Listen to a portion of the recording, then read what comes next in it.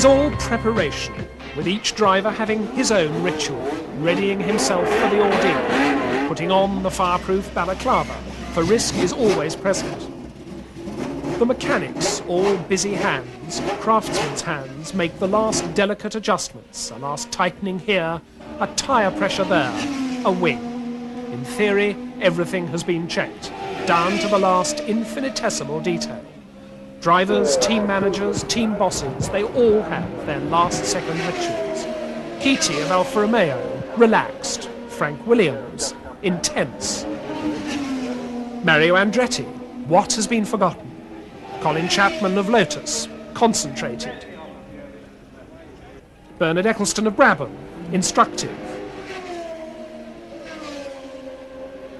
Gérard Ducarouge of Ligier surveys the scene from the pit lane. Gabbiani and Giacomelli chat. Pironi looks over his car, and the preparations go on. Brian Henton puts on the Warrior's helmet, as does Mario Andretti.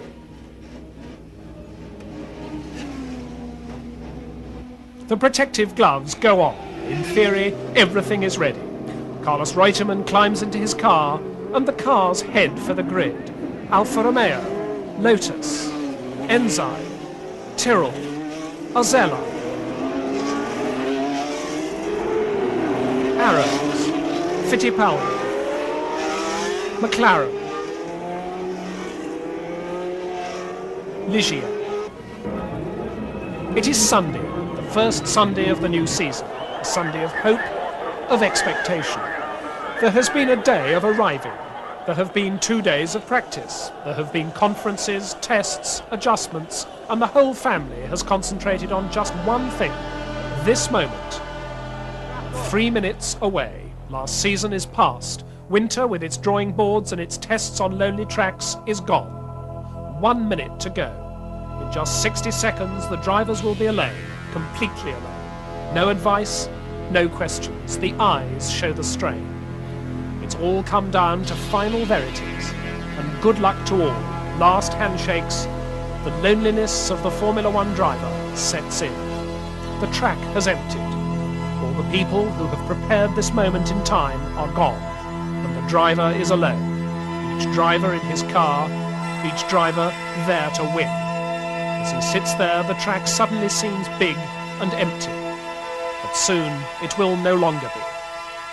One more ritual remains, the warm-up. One last chance to check up on the engine, to lay down some rubber, and then to settle into the grid. Each car and driver into the position earned by their fastest laps in qualifying. 24 drivers, 24 cars. Millions invested, high hopes. The engines are revved up, the clutch held ready, anxiety, tension, planning, fearing. The red light, wait for the green, 3, 2, 1. The release from waiting cannot come quickly enough. The heart pumps, the brain works overtime. It is weaving, dodging, trying to get to that first corner first. And then it is the tunnel for 2 hours, thinking of nothing else from start to finish. The season has started. How will it end? 1/15 of the unknown, to be repeated now 14 more times at Buenos Aires, Rio de Janeiro. The streets of Long Beach in California. On the Dino Ferrari circuit at Imola, Italy. And in the tricky weather of Zolder, Belgium. And by the harbour at Monaco. At Jarama in Spain. In the capital of Burgundy, at Dijon, France. Or the classic Silverstone circuit in England. At Hockenheim in Germany. And in the Styrian hills of Austria. On the dunes of Zandvoort, Holland, and then back to Italy at the high-speed Monza Autodrome. On an island in the St. Lawrence in Montreal, culminate with all the marbles still at stake at Caesar's Palace in Las Vegas, USA. Thousands of miles of track to be navigated, survived, conquered, each driver against all the rest. Nations with prestige and pride at stake. A test of courage, of endurance, of technique. No championship in sport is so hard for an individual to win. None requires the same tenacity, the same consistency. Lose at Wimbledon, you can still win at Forest Hills as golfers rise and fall. But there is only one driver to be crowned world champion. And the rest are there, despite the races won, and the arms raised in triumph, to be disappointed.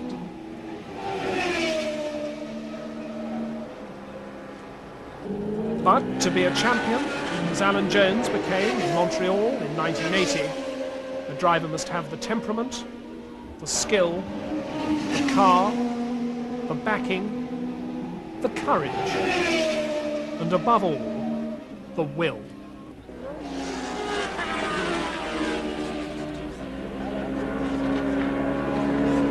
A year later, it might be Nelson Piquet who sprays the champagne, but 1981 is to be a very special season.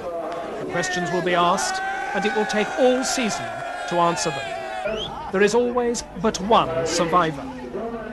Only when the season opened, we didn't know who it was to be. Was it to be the 1980 champion, the doughty Alan Jones of Australia? Or might it be his teammate, the Argentine Carlos Reutemann, a 10-year veteran of Formula One, always close, never a winner? Or perhaps the Brazilian Piquet, who had lost the championship to Jones at the very end of the season in 1980. It could be anyone. For a season, every season, begins with everyone equal, at least in their own minds. Jacques Lafitte, for Ligier, for instance, had always been in contention. Then there was Ferrari, always a force to be reckoned with. Ferrari were led by Canadian Gilles Villeneuve, whom many considered to be one of the top drivers of the sport, and backed by the serious, intelligent Didier Pironi. Ferrari were always a threat. There was the hugely talented Alain Prost, driving the turbocharged Renault. Some 30 drivers in all, experienced drivers, old hands, with wins in the book, with experience, knowledge, savvy, survivors all, gathering for the new season. Along with some who classify as old boys, but who either, like Mario Andretti, have been in the doldrums, or, like Jean-Pierre Jabouille or Riccardo Patrese, have not yet equalled the expectations aroused by their talents. And every season, new boys, beginners in a hard trade like Siegfried Storr, or eager novices like Andrea De Cesaris. But it's not up to the drivers alone. It is a sport of men and machines, and teams which hire drivers. The teams have their own championship, won in 1980 by the Saudia Williams car. Some are famous, experienced teams. Two are rich in tradition, though both have been through lean years. The red Ferrari from Italy, in Formula One since 1950. And Colin Chapman's John Player Special Lotus. There are other teams equally big in backup, in resources, in ambition. The yellow turbocharged Renault. And the Talbot Ligier Gitane, which carry French hope of finally producing a French champion in Formula One. There's the handsomely sponsored Marlboro McLaren team, reorganised this year, but with the heady memory of its championship days with James Hunt still alive. The team is headed by the Irish veteran John Watson. There's the Parmalat Brabham team, whose cars have been so close to the top in recent years. Brabham are owned and raced by the dynamic Bernard Eccleston, president of the Formula One Constructors Association. The team is headed by Nelson Piquet, long tipped for the top, and Mexican Hector Abaque. Its sleek blue and white cars are designed by South African Gordon Murray. There are teams which have been great in the past, such as Ken Tyrrell's, which once swept the championship with Jackie Stewart, but hasn't managed to repeat its triumphs in recent years and now races on a very tight budget. There are teams which were once great, dropped out, and are seeking to come back in at the top level, like the Italian Alfa Romeo, now headed by former world champion Mario Andretti.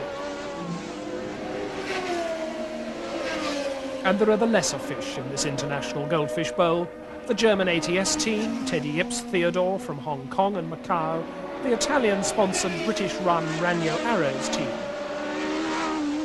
with Riccardo Patrese and Siegfried Stoll, a psychiatrist by trade, the March team, so prominent in the 70s, and the new 𝕤𝕤𝕚𝕚𝕚 Hart entry, all conquering in Formula 2. All of them start equal. Of course, life is not equal. Not life as we know it. Not Formula One racing. Some start with more money than others, bigger resources. As in life, there are the rich and the poor. Some have high-spending, high-living sponsors. Others make do with bits and pieces, deals cobbled together race by race. Champagne and hot lunches, or tea and soup. Some arrive by motorised hang gliders. Some by helicopter. Some on motorbikes.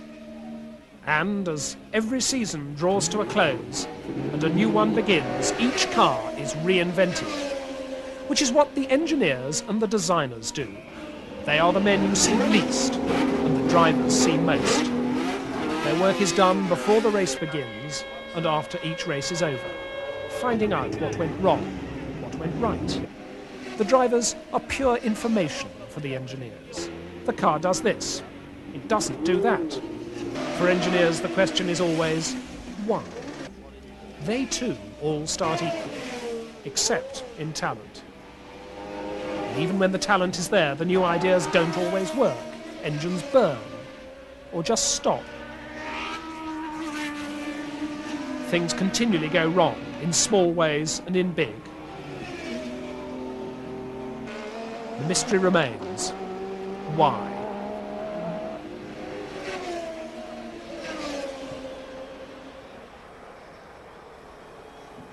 Because when you look at a succession of Formula One cars, they all look the same, especially when they're moving fast. A 3-litre limit on engines, specified weight, height and width, a specified clearance from the ground, safety measures, rubber-filled tanks. It's when you look more closely that you see all cars have personalities. For instance, they have different-sized wings, set at different angles, different suspensions, in different configurations. And, of course, vastly different engines, with, hidden inside, 100 other differences. But all are equal.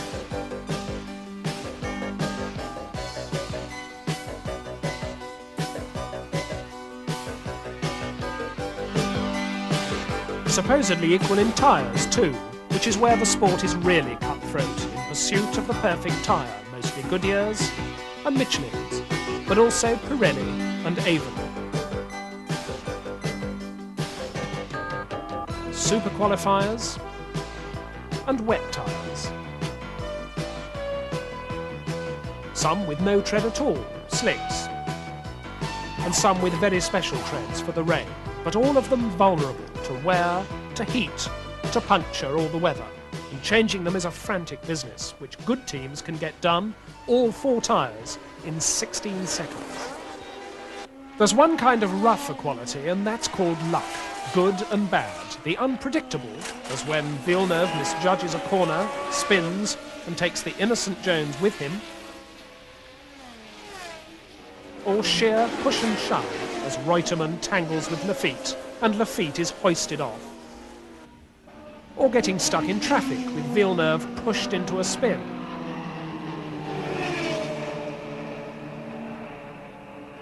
And human error, a moment's costly loss of concentration. Brakes can fail or lock. Tyres can fall off without warning. And then you're out of it, some with disgust, some with pain, always with disappointment. And if all that isn't enough, there's rain, which gets to the drivers and to the spectators.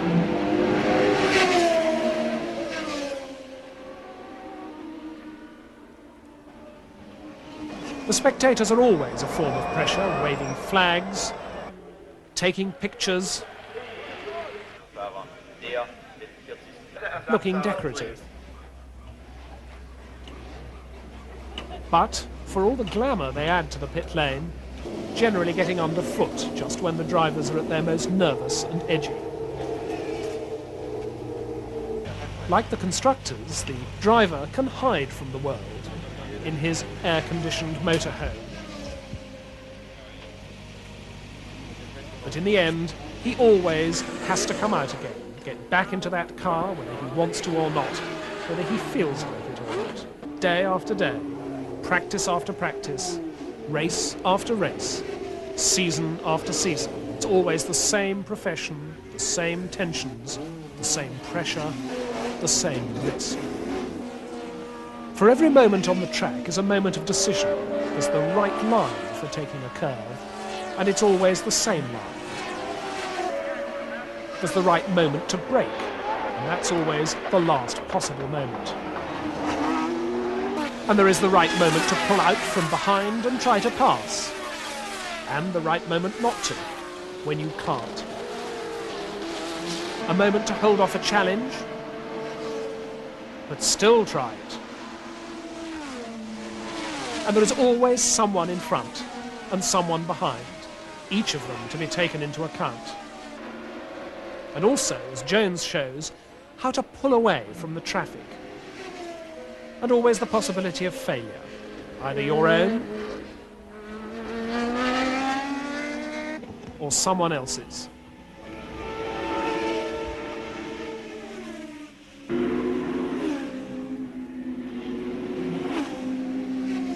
Then comes the time for post-mortems, explanations, which the top drivers never lack.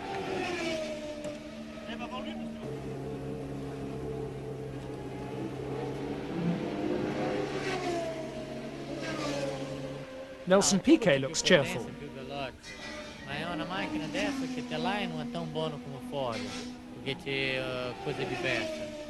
But Carlos Reutemann, one of the real veterans, looks world-weary. He's driven for Ferrari, for Lotus, for Brabham. He's seen them all come and go. And now he's number 2 to Jones at Williams, which perhaps doesn't please him. There's the bright prospect of Alain Prost of Renault, much respected by his peers, a driver for the future, or for this season, all Gallic logic, imperturbable, unchanging. And the fiery Ferrari driver, the Canadian Gilles Villeneuve, natural successor to Ronnie Peterson as the fastest natural driver. There's the irrepressible Jacques Lafitte of Ligier, never far from the top, never so far at the top, and never afraid of controversy. And the former world champion Mario Andretti, now driving for Alfa in the autumn of his career, after a run of disappointing seasons. And 𝕤𝕤𝕒𝕒 de Angelis of the ever-powerful Lotus team, a younger driver not yet at his peak. All of them, old and young, thinking this year is their year. In an atmosphere clouded not only by rain, which has been falling for nigh on 30 days, but by politics, which have been raining on the sport since its inception, real life returns 6,000 feet up at Kyalami. Despite politics, the race, the rain, and the risks are real. Just yesterday, Carlos Reutemann went out into this same rain and wound up with catch fencing around his neck and windpipe, thus coming as close to strangling as you can. Up front, waiting in the rain, are some familiar faces. Nelson Piquet of Brazil from Brabham is on pole, with Carlos Reutemann alongside him.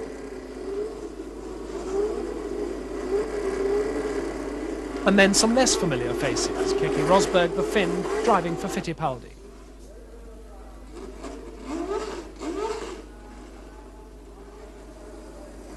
𝕤𝕖𝕧𝕚𝕚, who has taken over the #1 drive for Lotus after Andretti's move to Alfa Romeo,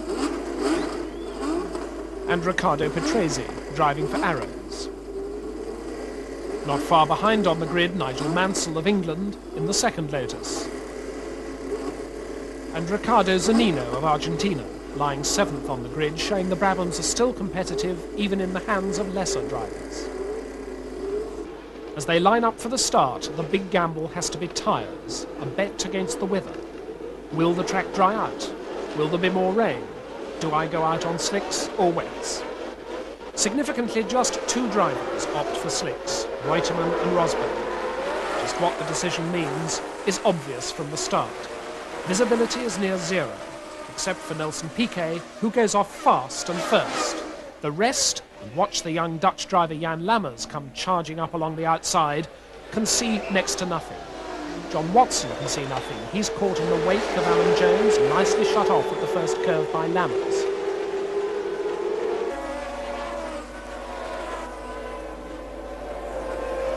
Lammers is having his moment of glory, but soon finds out how fleeting it is. But it's not going to be an easy race for anyone. The cars are trying to walk on water. The only real surprise is that 𝕤𝕤𝕚, not so far a wet weather specialist, should be staying right up there with the front runners. Piquet seems to be running away with the race, building to his lead without challenge. But the rain has gone. There are bits of dry track and Piquet's on wet tyres. Jeff Lees has his little appointment with the catch fences. Equally unlucky is the world champion, who comes in to change to slicks. He goes off, but he is soon to be back in again.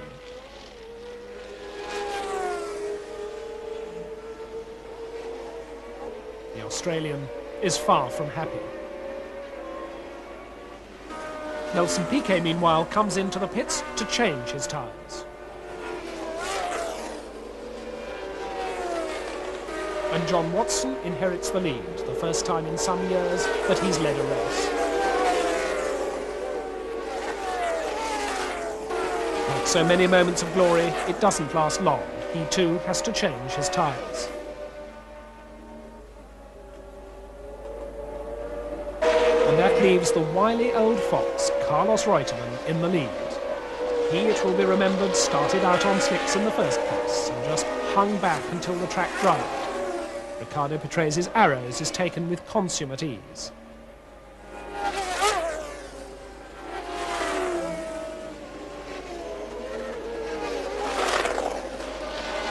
And a few laps later, Watson is left.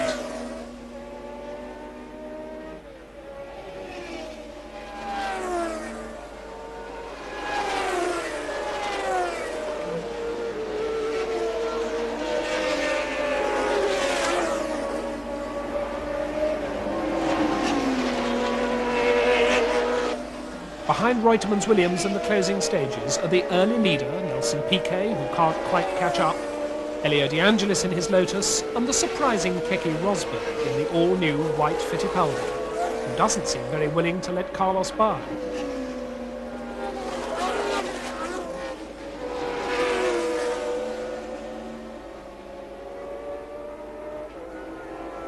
As for Frank Williams, whose cars are starting 1981 in much the same all-conquering spirit as in 1980, he doesn't look all that overjoyed. Maybe because his world champion made a series of wrong guesses. As for the Argentine driver, who would know from his expression that he's just won a Grand Prix? He even leaves it to 𝕤𝕤𝕚 to do the ritual bit with the champagne. Maybe he knows that the result won't stand. Between Kyalami in January and Long Beach in March, peace fortunately broke out in the Formula One family. Skirts were banned. Things looked good for the teams who hadn't raced in South Africa. They'd had time to comply with the new rules. Fortunately for the sport, motor racing is never predictable. It wasn't one of the loyalists who was on pole, but 𝕤𝕠𝕝𝕚 of Arrows.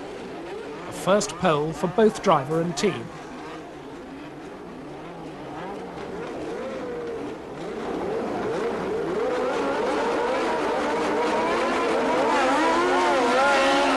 It was Patrese who took up the early running in fine style. And behind him, Jones and Reutemann.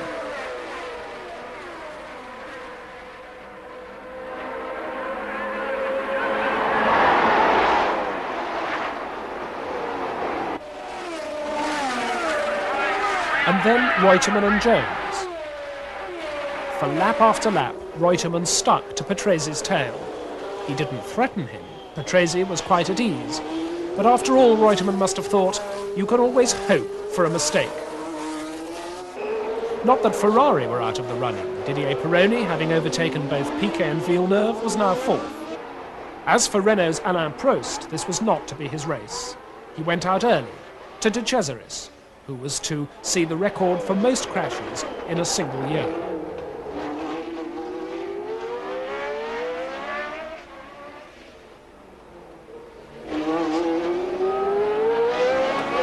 Piquet was running steadily, but the real battle was still up front between Reutemann and Patrese.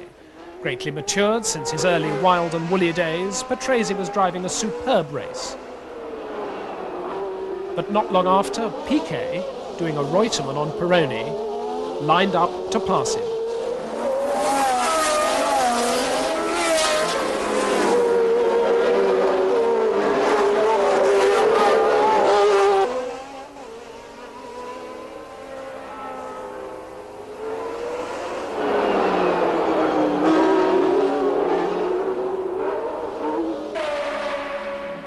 Patrase's engine seems to falter. There is no let-up for the Italian. Reutemann, sensing the kill, tries it on once to see how Patrese reacts, superbly. However, if it doesn't work the first time, try again. And this time Reutemann slips by. Patrese tries to stay with him.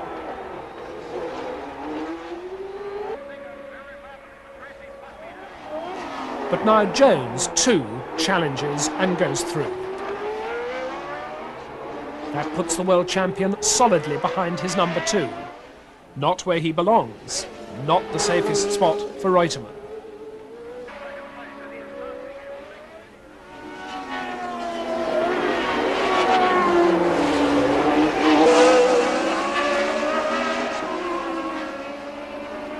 The unhappy Patrese makes 2 pit stops and then quits. The race is a third over. The pattern is established. 2 Williams up front, and Jones teasing Reutemann.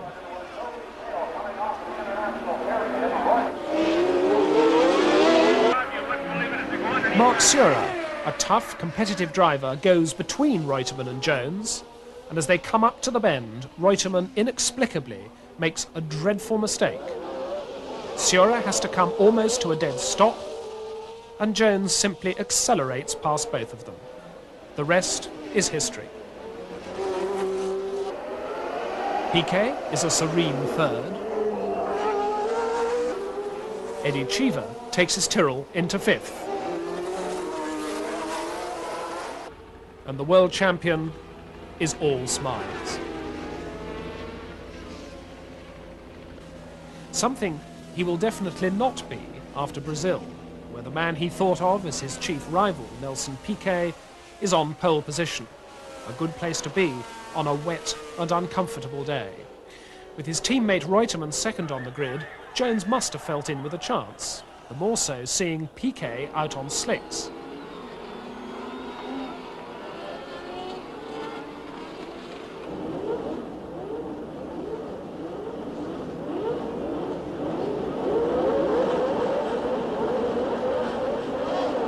In fact, with his back wheels spinning, Piquet is left standing. And it's Reutemann, Jones and Patrese. Chico Serra was soon out of it, so were Arnoux and Andretti at the start.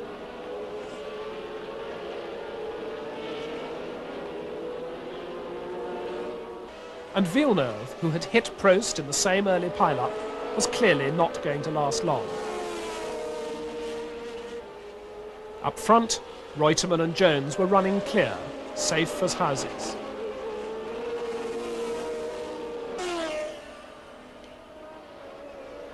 But behind, Pironi was taking up the challenge for Ferrari. A lap behind Prost, he decides to let the Renault driver by, forgetting the outside is one big puddle. Out they go. Nearer the front, John Watson of McLaren and Marc Surer of Enzyme, with Jean-Pierre Jarier behind them, are having a ding-dong. Two super wet race drivers and lots of hairy moments.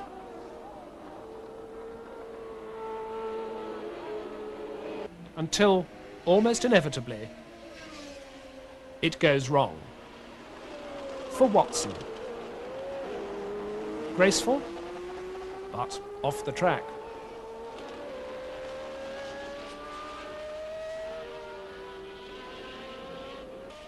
After his terrible start, Piquet was working his way back to respectability, showing the stuff of which champions are made.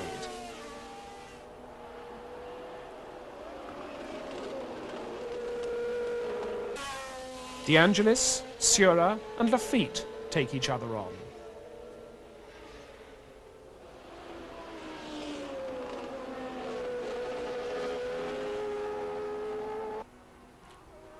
And Piquet battles past Alboreto.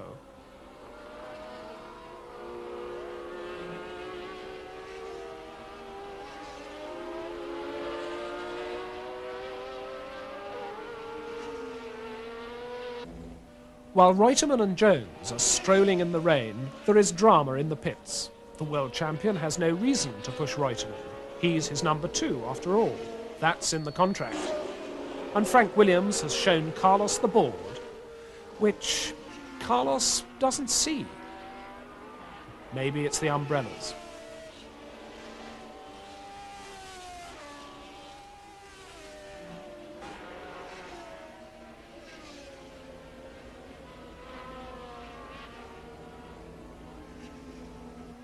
But regardless, win Reutemann does. So that when the race is over, it's a fairly lonely walk for Carlos. And on the podium it is Riccardo Patrese finishing 3rd, who sprays the champagne. Of Jones, no sign, and Reutemann does not look overjoyed. By the time the family reached Buenos Aires, Reutemann and Jones were on equal points and equal in dislike. But though this is Lole country, it was Piquet on pole. Nelson had ambitions of his own, Prost alongside him and 2 Williams cars behind. A thoroughbred start, with Jones heading off Piquet at the first curve.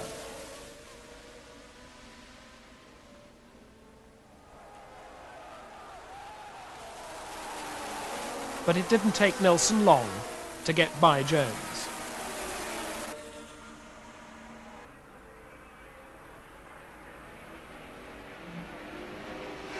Nor for De Cesaris to add another excursion off the track. Reutemann soon blew past Jones, whose engine was down some 500 revs.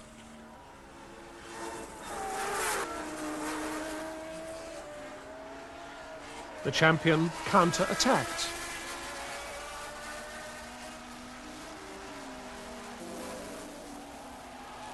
But to no avail. The Argentine crowd roaring their hero on. As Piquet built up a position of solitary splendour, his teammate Hector Rebaque was beginning to threaten. First to fall to him was Jones.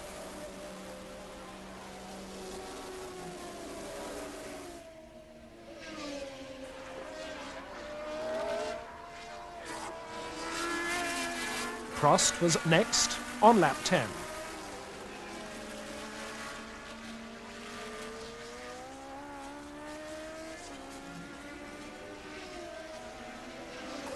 While Nigel Mansell's engine caught fire, and Pironi too became a burnt-out case. On lap 15, to the horror of the locals, Rebaque overtook Reutemann too, on the straight. No miracle, but Gordon Murray's adjustable suspension, which created the band skirts on the track and lifted them off at measuring time. The Brabhams were so superior, the race was a procession.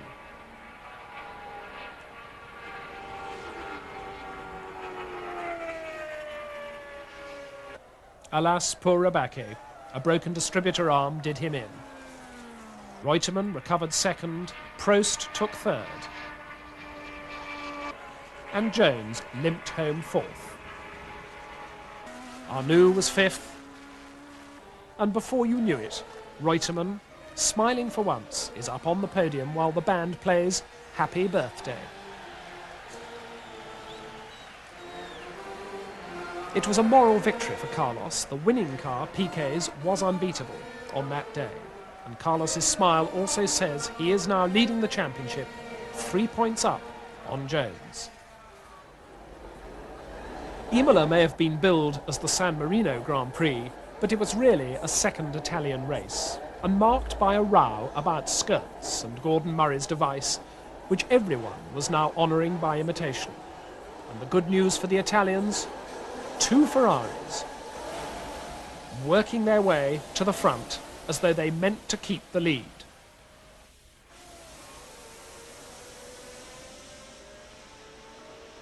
Jones, having collided with Reutemann, was nowhere.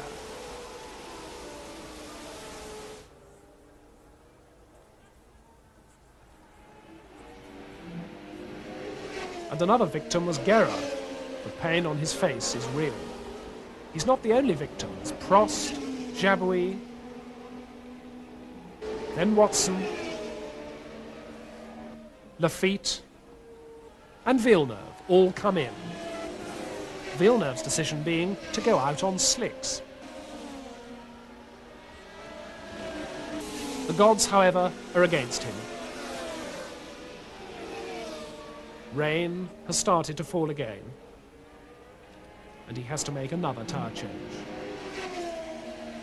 Pironi now leads in the other Ferrari, with behind him Patrese, who has Nelson Piquet on his tail. Piquet tries it on, but Patrese holds him off. Piquet tries again. Again, Patrese survives, using superior acceleration up the hill. It is now very wet. While the home cameraman follows Ferrari, Piquet has got by Patrese.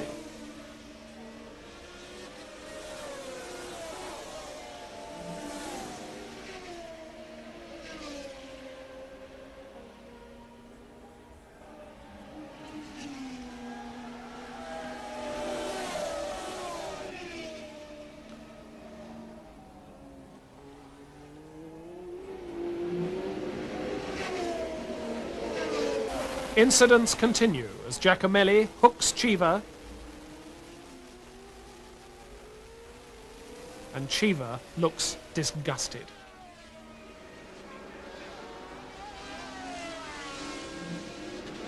And Giacomelli not a little guilty. The car you now see holding off Piquet is Patrick Tambay in the Theodore. And though it's a good purple patch, the truth is Tombay's not in the race, and Piquet very much is, looking to catch Pironi.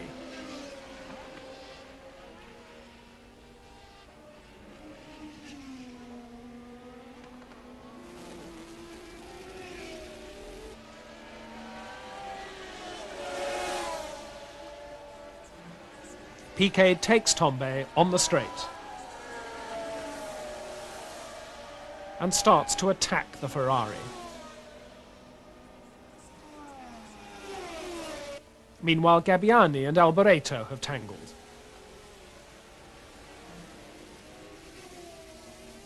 And up front, the race is tightening. Piquet is at Pironi. And Patrese is challenging Piquet.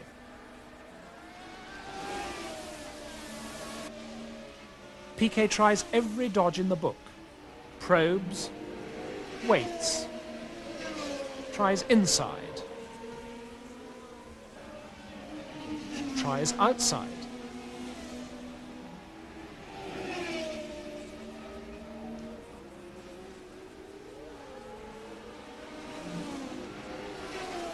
But it's lap 46 before Pironi, whose tyres are wearing badly, finally yields. Pironi takes the regular line for the corner, Piquet takes the inside for the next, and that is that.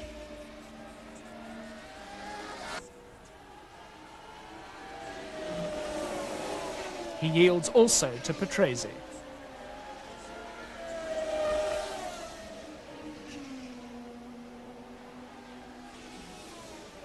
And soon to Reutemann.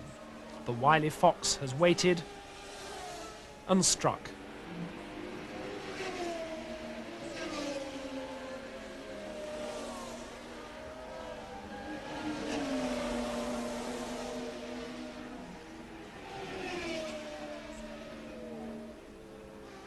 Thus, a meagre result for Ferrari. But a brilliant race for Villeneuve, who almost made it back into the points.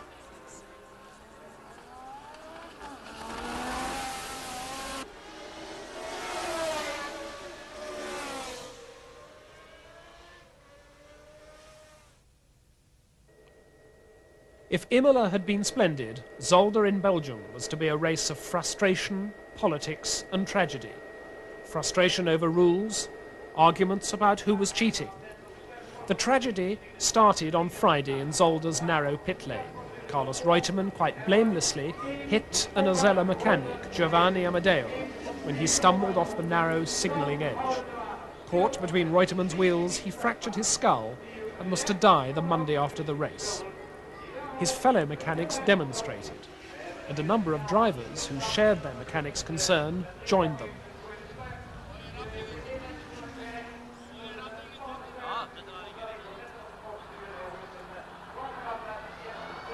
While all this is going on, the cars, untended, sit on the grid. Who is in charge? What's going on? No one knows. Television is waiting, so is the race. Finally, the drivers walk back to their cars. And Piquet goes off alone. The grid reforms, but hardly in good order.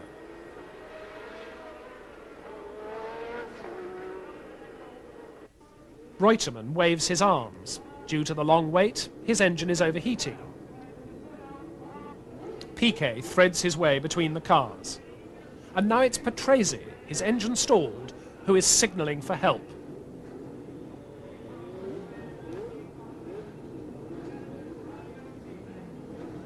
On the left, his mechanic, Dave Luckett, comes to the rescue. The race starts anyway. Luckett has no business there, nor do the race organisers to allow the race to start. Panic has set in, and disaster. Jones gets by Patrese. Cheever follows. Mansell squeezes past the hapless Luckett. But from the back, Storr, unsighted, comes through. He brakes, but he has no hope. Watched by the spectators and millions of television viewers all over the world, Storr's arrows hits the back of his teammate's car. And Luckett lies sprawled on the track. You can see Storr leap from the car. You can see his anguish.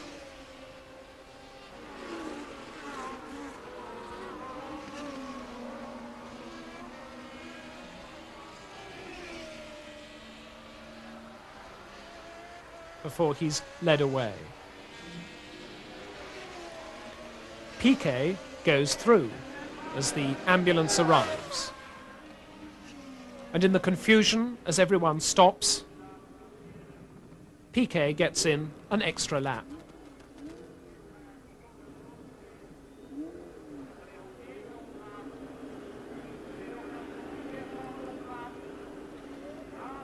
A restart is scheduled for 40 minutes later. More frustration, more delay.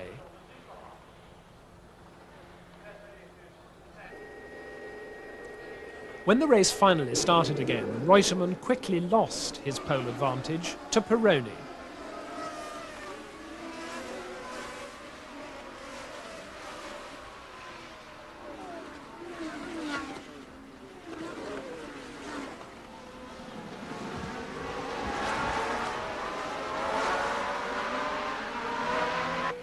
Pironi, Piquet and Jones have taken up the lead, until Jones nudges off Piquet.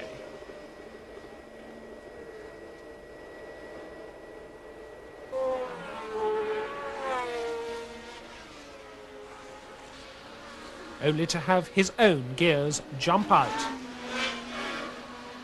so that he ploughs into the barriers, from which he emerges with a badly burned thigh.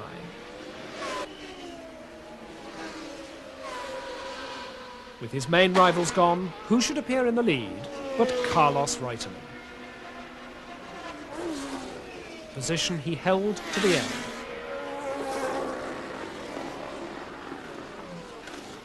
And as the rain started to fall, although it wasn't that wet, the organisers were happy it was all over. Reutemann looked wet and miserable. In the circumstances, the podium was no place for celebration.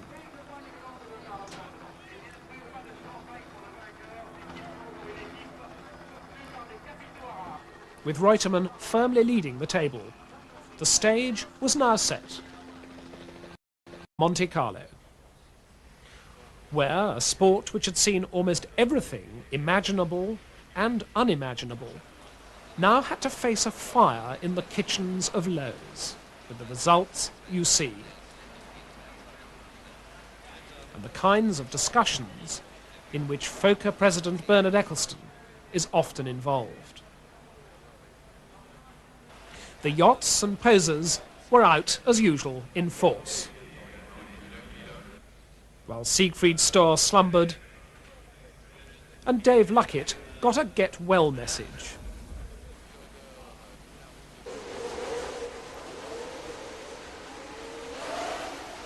At the start, there was the now ritual smash-up, with De Cesaris nudging Prost and Mario Andretti unceremoniously bumped into the rails.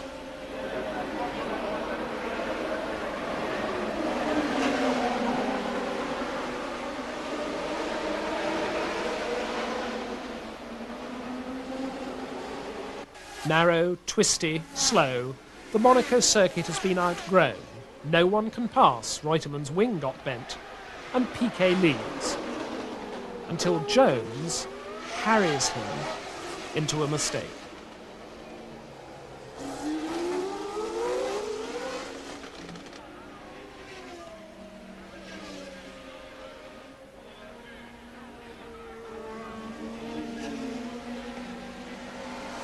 And then Jones is taken himself, as his engine falters, by Villeneuve's Ferrari. Gilles shows the wear and tear of the victor, but his weariness after Monaco was nothing next to his weariness after the race he drove at Jarama. He is 7th on the grid, with Lafitte on pole, and Jones and Reutemann second and third. Lafitte has a creeping clutch, and he's left standing while Jones takes an immediate lead.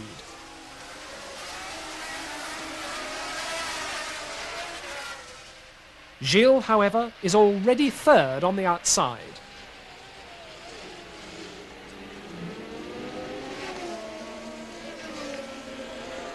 The circuit is tight, the weather very hot, the crowd small, and by the end of the first lap, Villeneuve is past Reutemann. Jones leads handily.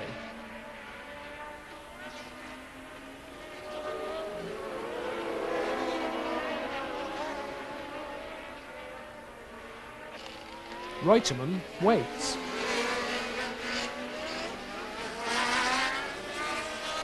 Villeneuve is second.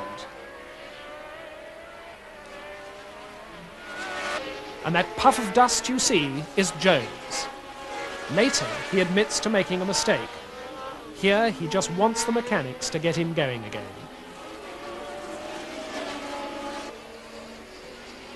But Villeneuve now leads. And though Reutemann has a third gear that keeps jumping out, he stays in touch.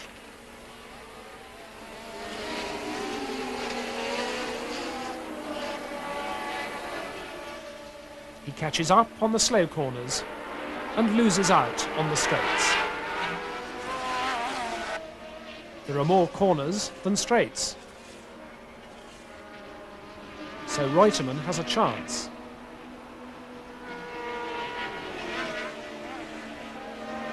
But it's Lafitte who overtakes 𝕤𝕤𝕤 and starts attacking Villeneuve.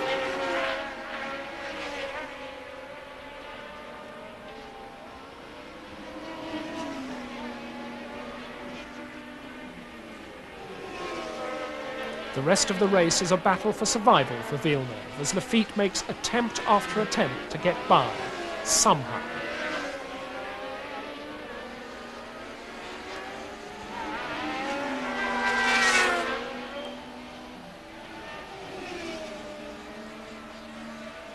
And somehow Villeneuve holds him off.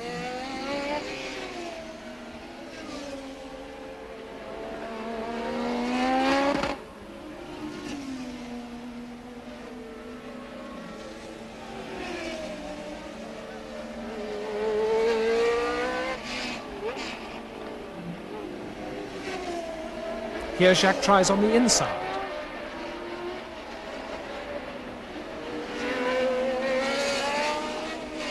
But the race is over, with 4 cars, Villeneuve, Lafitte, Watson and 𝕤𝕤𝕤, finishing within a second. The Ferrari mechanics applaud Villeneuve for a fine race, and the victor pulls himself together long enough to receive his laurels from King Juan Carlos of Spain. Was this to be the resurrection for Ferrari? Villeneuve has won 2 races in a row. Could he repeat the feat at Dijon? The position on the grid was not encouraging, 11th. But then none of his rivals were that well placed. Piquet was 4th, 𝕤𝕤𝕤 7th, and Jones 9th.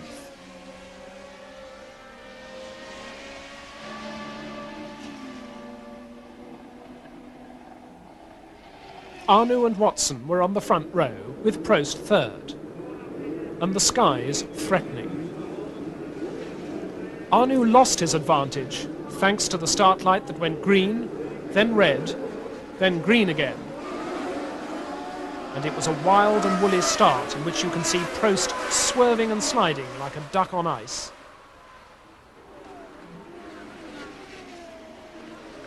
As Piquet and Watson take up the running, and Villeneuve already tucked in behind the leaders.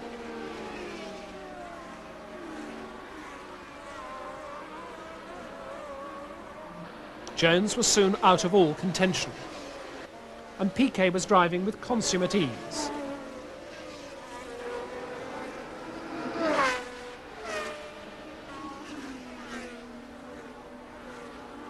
While Prost was having problems with an unstable front wing, which can't have bothered him that much, as by lap 30 he started catching up to Piquet. Villeneuve's engine blew and he dropped out, while Watson was catching up to Prost.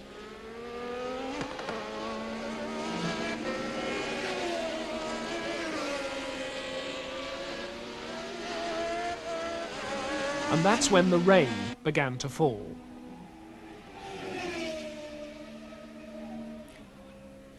It was near the 3/4 mark when the red flag was shown, which meant a restart with the positions as on the last full lap. And in the pits, questions about tyres. Will the cloudburst pass? Another 2 laps and the race would have stood. The local organisers had a lot at stake. By the restart, the rain had passed, and Prost was on super fast slicks.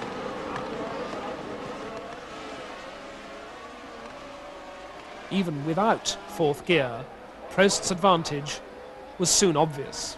Piquet made a poor start and Prost really burst away, with Watson right up his exhaust.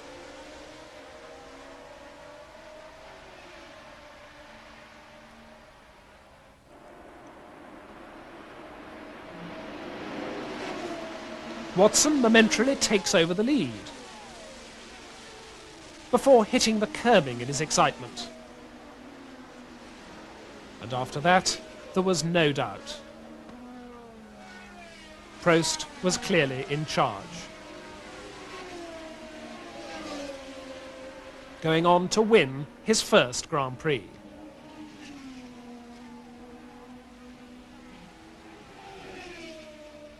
Were Renault now the car to watch, with the faster circuits coming up? Or could Watson, who'd now been placed in 3 successive races, hold off the French challenge at Silverstone? There was a lot to fight for as the Formula One family moved to Silverstone for the British Grand Prix. The 3 championship contenders had fought themselves into something like a standstill, with Reutemann in the lead, Piquet second and Jones third. But Villeneuve had moved fast up the table, and both Lafitte and Prost were threatening from below. The grid didn't promise the leaders much. On this ultra-fast circuit, the 2 turbo Renaults were a whole second faster than Piquet, while the Williams cars could place no better than Jones 7th and Reutemann 9th. Not surprisingly, the start was dominated by 4 turbos. Prost, then 2 Ferraris, then Arnoux.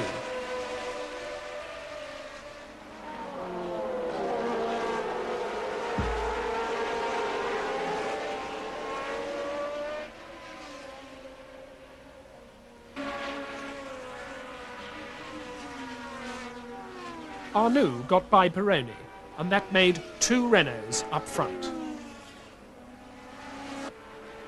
Then, at Woodcote, Villeneuve hit the curbing.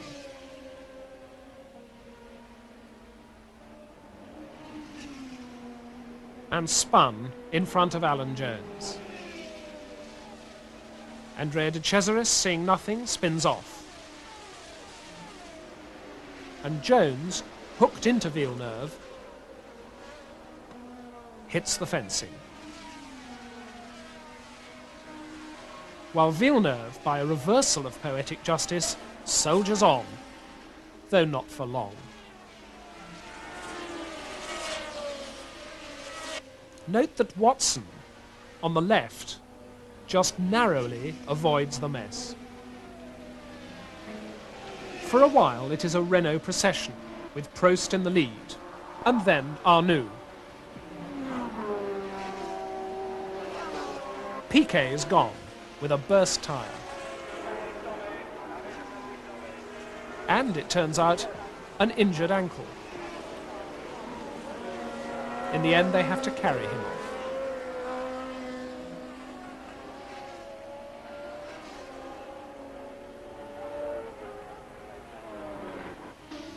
Piquet's accident put Watson 5th. Soon he overtakes Reutemann, which puts him 4th.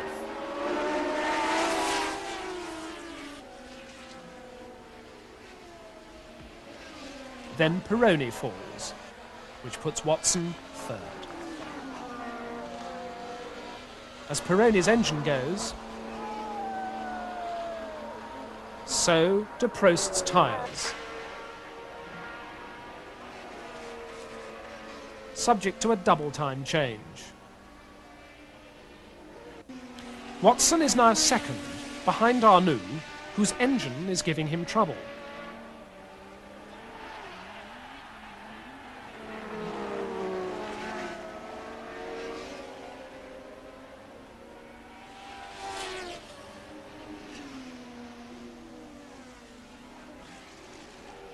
Finally, Watson passes him and goes on to become the first British driver since James Hunt to win his home Grand Prix. Reutemann inherits 2nd place, ahead of Lafitte and Cheever. Arnoux, rightly, looks unhappy. But not John Watson, who stayed on 2 hours just celebrating. Hockenheim was destined to be, for purists, the memorable race of the season, and one of the best in many years. Into a work of art go many intangibles. Rivalries between the drivers. Reutemann, Prost, Piquet. Technique, style, courage, disappointment. The German Grand Prix had them all. Plus a track good for cars and good for spectators. And a good clean start.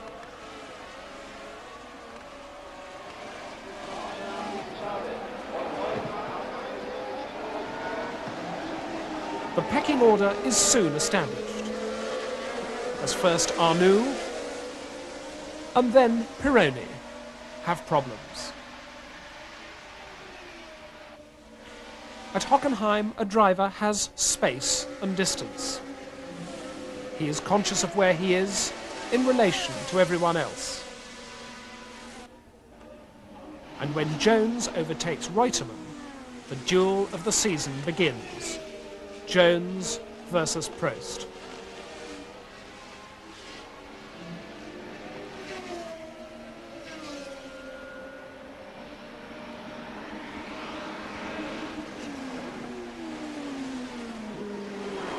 𝕤𝕤𝕒𝕒𝕒 has gone off, again. And while Prost's turbo has more power down the straight, Jones is right up behind him into the stadium. Prost holds him off brilliantly. But Jones is at his aggressive best.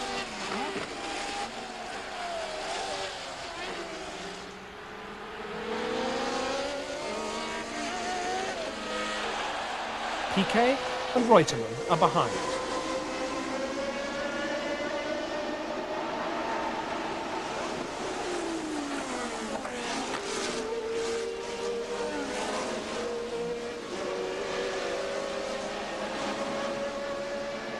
Prost is coming up to a back marker. His teammate 𝕤𝕒𝕒. Jones is right behind him and sneaks brilliantly between the two Renaults. Now it is Prost chasing Jones.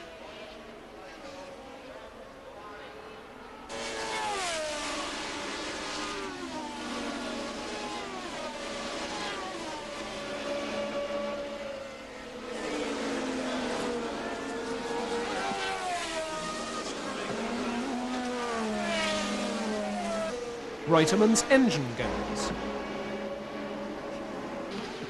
Jones must have been anticipating victory, but there is Piquet on his tail.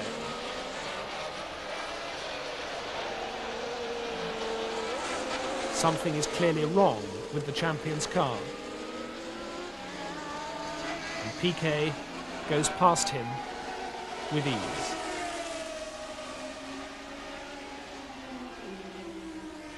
Fuel starvation is Jones's problem, and though he tries hard, there is no remedy. Jones is soon sitting glumly in the pits, a victim of fate. Meantime, Piquet, making it sound easy, tells how he did it. Well, I have a very exciting start, and on the first lap I have a little touch my car with 𝕤𝕒𝕒. He have a flat tire and I lost my front wing. And after that I tried to catch Alan and Prost, but for unlucky I hit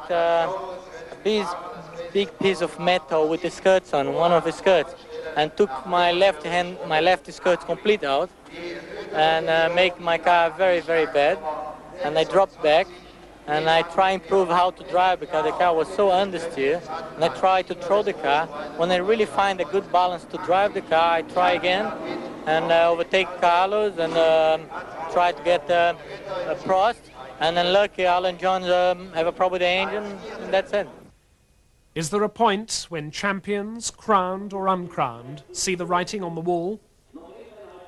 No Jochen Rindt, no Niki Lauda, declining gates, difficult access, the natural beauty of the Styrian mountains failed to pull a crowd into Zeltweg for the Austrian Grand Prix. Yet the race was full of possibilities. Reutemann looked to have the championship in his pocket. But recent failures had put a dent in his invincibility. Piquet had to think he had a chance.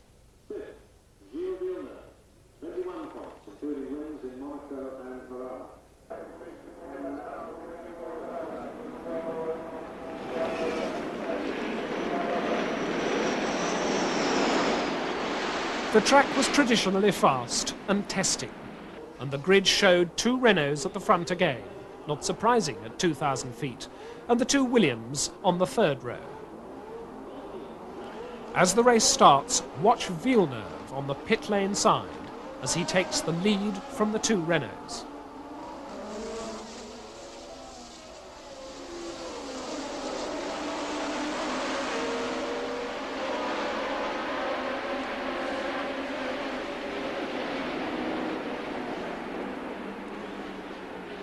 But his lead lasted barely a lap. As soon as Prost challenged him in this corner, his Ferrari failed to steer through and he went straight off, as did Reutemann, both men taking the escape road as though they were in go-karts.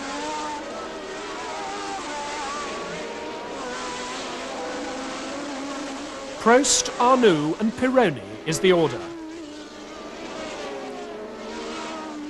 But Lafitte takes Pironi. Prost having dropped out with damaged suspension. Lafitte's target is now 𝕤𝕒, and the critical moment is to come on lap 39.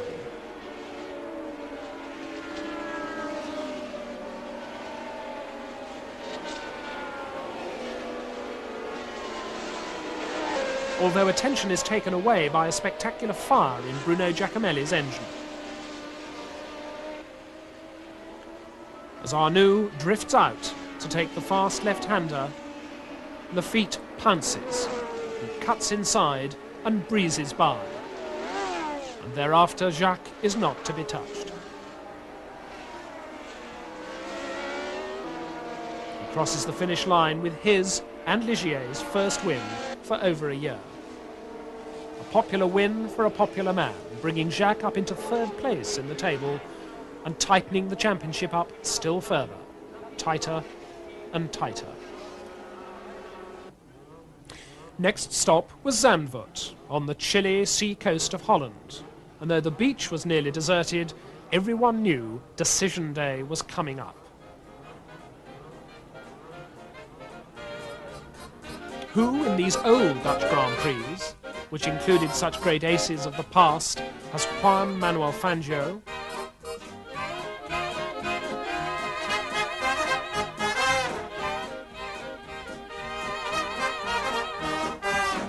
Jack Brabham, and the great Jim Clark. Who would have predicted two turbocharged Renaults up front, Prost on pole, 𝕤𝕒 beside, and determined to stay there if they chose the right tyres? Watch the back of the grid at the start, and you'll see what happens when a fast starter finds himself at the back. You can see the scarlet Ferrari and the orange and white Alfa Romeo as Giacomelli cuts across. He has no idea Villeneuve is there. The result is good spectacle, and luckily not disaster. Now another look.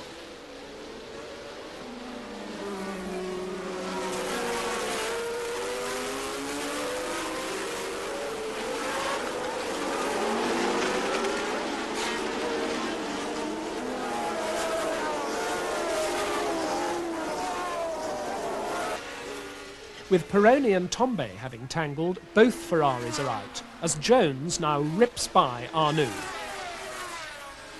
And another absorbing Prost-Jones battle begins.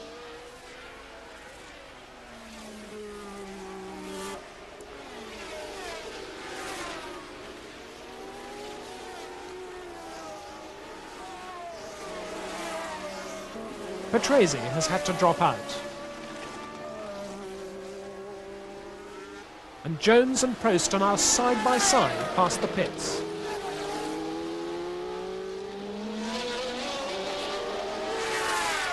Lafitte walks away, picking up his own garbage. What happened? Reutemann decided to try and take Lafitte on the inside.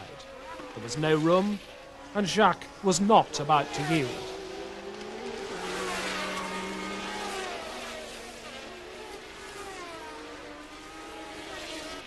A lap later, as Jones pressures Prost still further, Giacomelli has his own second shunt.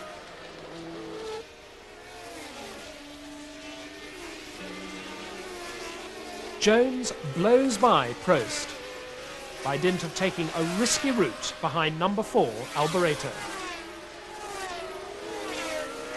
But like the smart driver he is, Prost waits to fight another day, using Alboreto again as the lever. Prost recaptures the lead. Not that the duel ended there. It went on and on.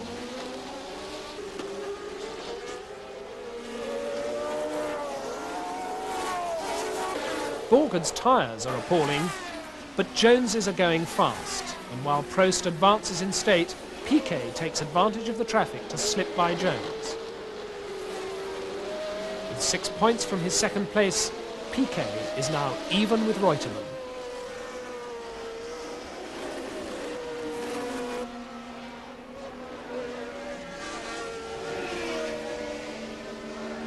As the Renault mechanics celebrate another Prost victory. Unlike 𝕤𝕤𝕒𝕚𝕤𝕚, who has to hitch a ride home, both Prost and Jones seem satisfied with the standoff. The shootout between Reutemann and Piquet was expected at Monza, which produced a warm, muggy day for the Italian Grand Prix. Reutemann, with another super qualifying lap, was much better placed than Piquet. Prost is in the second yellow car.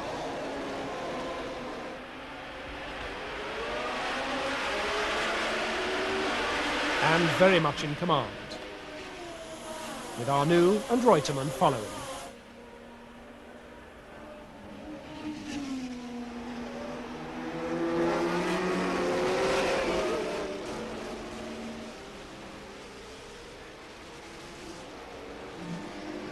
You can see the smoking engine that's going to put Villeneuve out.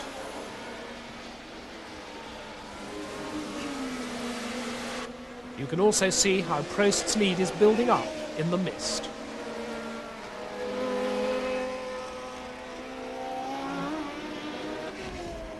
Pironi has just got by Lafitte, but Jones has a harder time.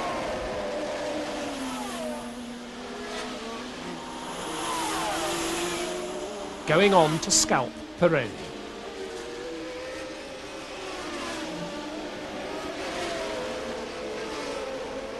Next on Jones's list is Reutemann, as Borgard goes off into the sand. As does Lafitte after a puncture. There's enough rain on the track by now to make conditions testing. When everyone had gone out on slicks, it got 𝕤𝕒 in avoiding Chiva. And that put Jones second. Salazar, too, had a tyre blow. While from 9th place, Giacomelli has been working his way up the field. Here, in splendid style, he takes on Reutemann.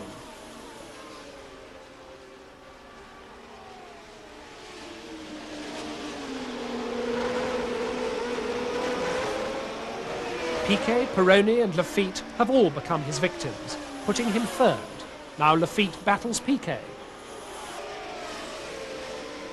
And Watson moves up. But Watson is shortly to be involved in what the drivers call a big one.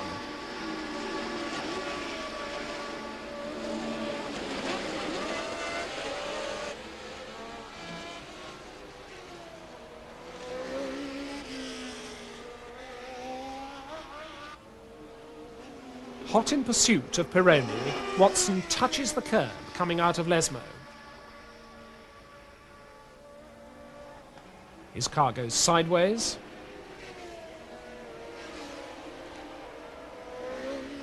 And then backwards, into the guardrail on the opposite side. The rear of his car is ripped apart. The fuel tanks burst into flames. The gearbox and one rear wheel explode across the track.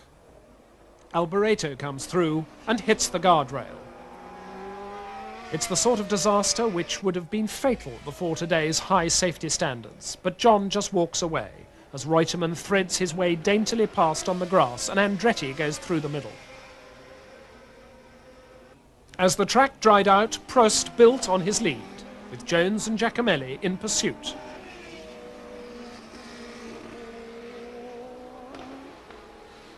Poor Giacomelli then had gearbox trouble.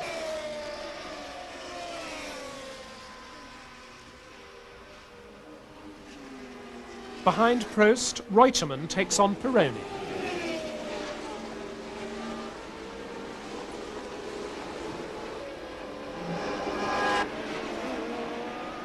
And succeeds. Reutemann is back in form. The last victim of a race so cruel to many was Nelson Piquet. His engine blew on the next to last lap, and Nelson just can't believe it. He sits disconsolate in his car. After an immaculate race, which he led from start to finish, Prost flashes past the finish line in the fog.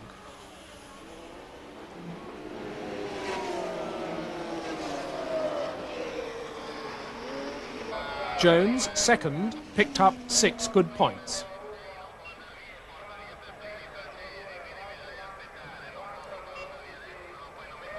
The Italian crowd, however it gets in, knows how to celebrate a worthy victory. And Prost, now among the leaders, knows how to acknowledge their salute, one of the marks of a future champion. And now, with everything at stake, only 2 races to go, it was off to Montreal, with the St. Lawrence River round the track and a veritable lake on it. Disappointment for some, because rain makes all cars more equal.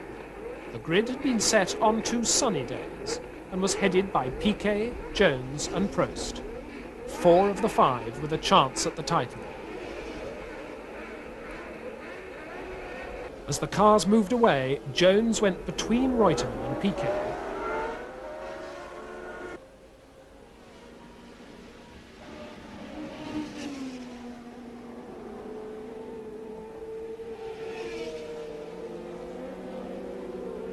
And 𝕤𝕒 was an immediate victim, sandwiched between the 2 Ferraris.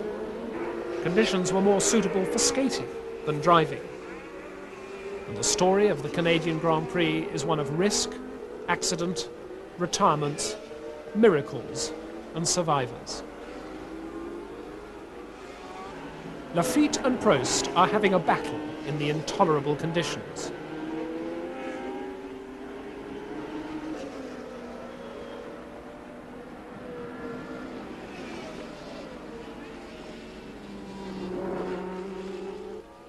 Until Lafitte takes over as the new leader.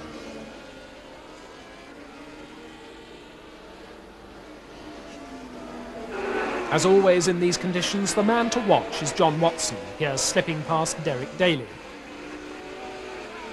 Just before Villeneuve, behind him, has a fine spin. You can see the bent wing on the Ferrari that's going to play such a role in the race. With Lafitte still leading, Villeneuve now appears with his wing at a wild angle.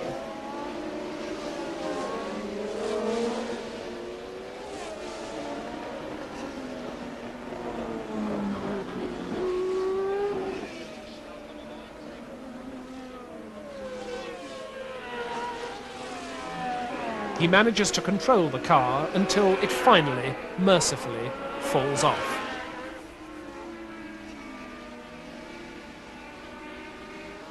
But the victory is Lafitte's. Watson was second.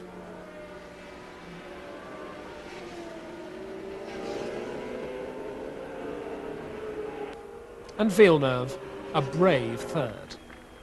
Jones announced his retirement.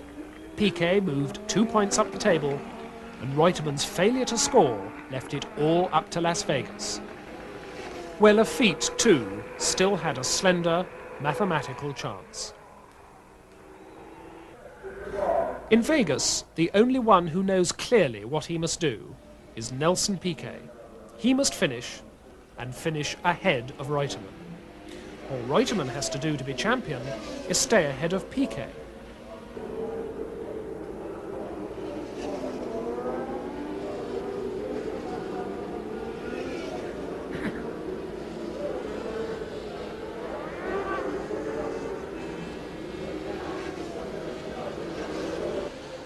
But Jones, after the frustrations of a long, inconsistent season, begins Reutemann's humiliation here by taking up the front. And Carlos is already well back as Jones takes up a commanding lead.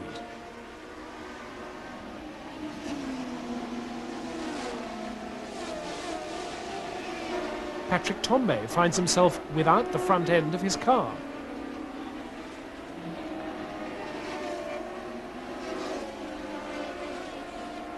And for Jones, all is easy.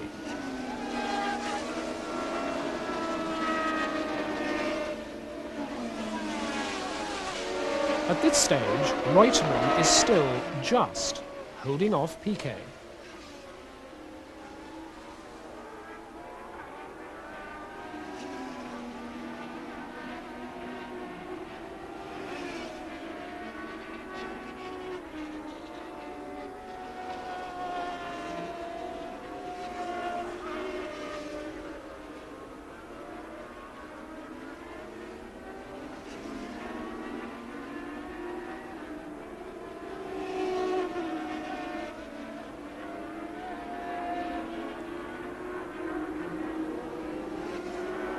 But with the championship at stake, all it takes is one quick pass. And Piquet is now past 𝕤𝕤𝕚𝕚.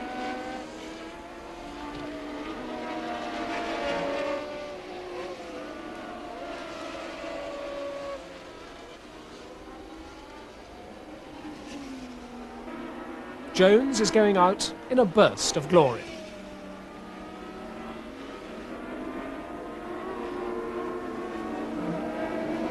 And everyone is passing 𝕤𝕤𝕚𝕚.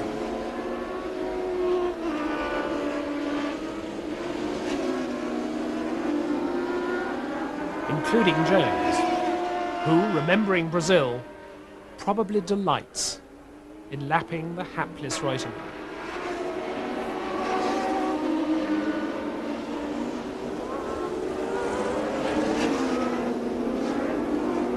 Piquet manages to do the minimum necessary to finish fifth.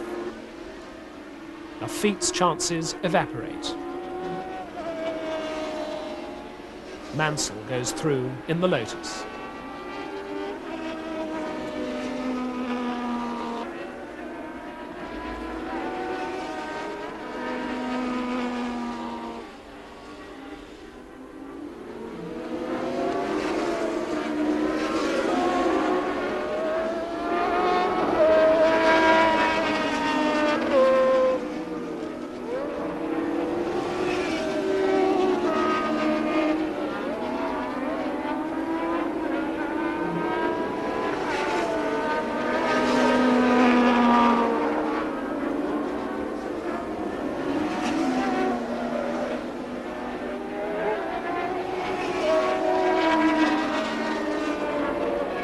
Alan Jones shows how champions should go out, dominantly.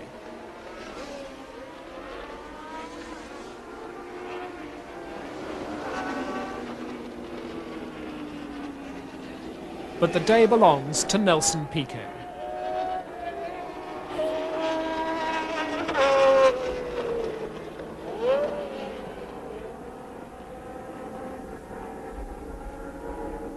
The Brazilian contingent celebrates, but Nelson's overalls are covered in vomit, and his face shows the exhaustion of his effort.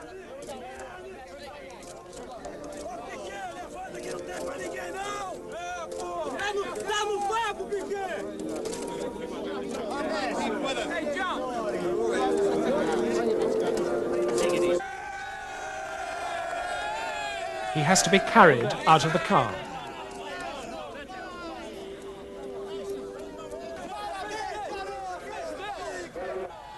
The points chart tells the final story. 𝕤𝕤𝕚𝕚 is the loser by 1 point. Piquet is world champion by 1 point. Jones looks a happy man as the outgoing champion embraces the new champion and whispers what in his ear? That it all starts all over again next year?